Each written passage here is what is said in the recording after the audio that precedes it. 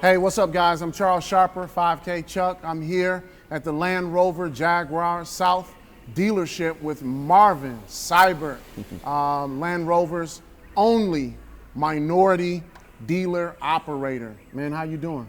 I'm feeling good. Life is good right now. Life is good. Like to hear that.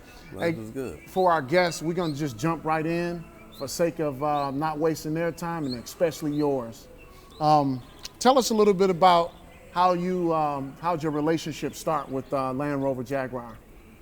It started, honestly, I was a dealer operator for many, and I made it a very profitable store. And if you attract enough attention, people will come looking for you. So one day, regional vice president came to me and asked me, is this something I wanted to do here in this area? Absolutely. And we got to constructing from there. So wait a minute. So out of nowhere, the regional manager saw your talent and said, what do you think about coming to work for Land Rover? Yeah, when you can make a mini store, which is a niche brand, make $1 million in a year, that'll draw everybody's attention. Nice. Now, how did the other dealership owners or staff receive you being an operator over being a minority operator? At first, it's nervousness, but if you know what you're doing and you dedicate and you have a plan, you can show them what that's going to be like. At first, I'm not the easiest to work for because I require for perfection as close as I can get it all the time. But after a while, it becomes a habit, and now everybody sees, they see that things increase for them. They love it. That's incredible. The best thing. That's incredible. So you gave myself and a lot of our camera crew a grand tour of the dealership. Absolutely. What I liked about that tour was you showed us the intricacies of the dealership. But if I were to say the epicenter of your talent and the epicenter of what you drive in your dealerships, I would have to say it's customer service. 100%. Where did that root and why is that so important to you?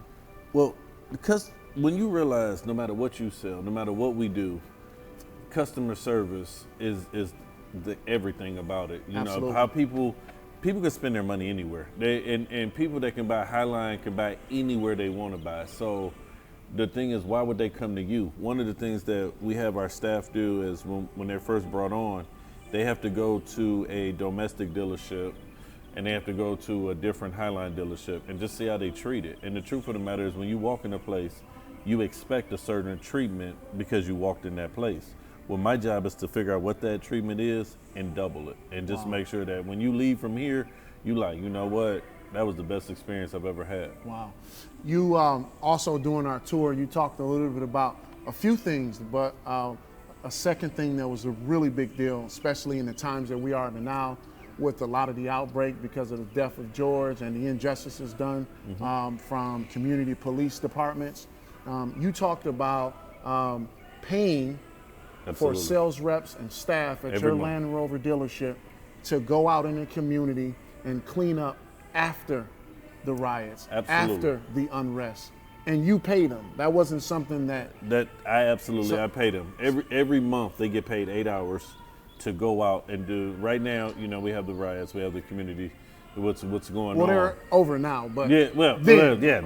Let's go.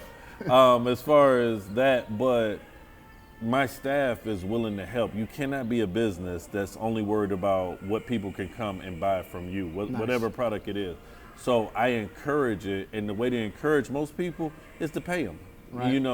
This is a business where you whatever you make is what time you put in. So if I ask somebody to go do community service and not pay them, then they don't look at it as a benefit. But after, when they get done doing it, they're not doing it as much for the money as they understand that we're just building a culture around it. It's about helping the community around us. Right. That is awesome. I love your commitment, and I love Land Rover Jaguar's commitment to the community, especially the minority community. Absolutely. I want you to talk to us a little bit about the buying power of minorities, specifically African Americans, as it relates to luxury vehicles. And so obviously you sell luxury in Jaguar and Land Rover.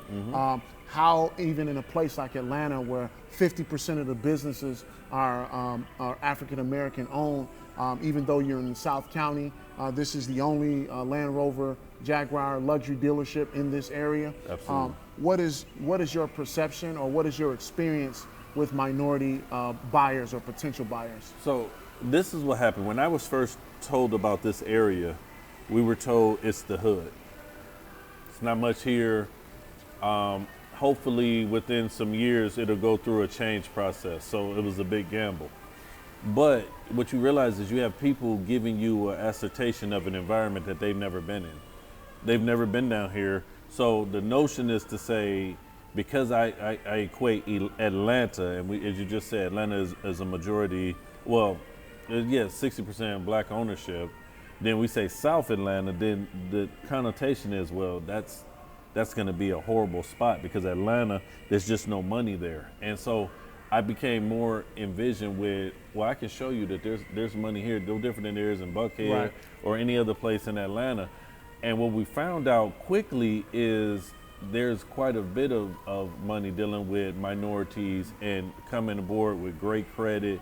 They're breaking the stereotypical. This dealership is showing that there are stereotypes given based on people who have never been here. Wow. And so to let people call your place in the hood or in the ghetto or whatever term they want to use, but yet you could show that this business can thrive in that place, you'll actually show them that it's not really the hood or the Right. ghetto. It's really just a place where it's predominantly a minority established business and established businesses around it, and we patronize each other. So Awesome. That's what made me excited.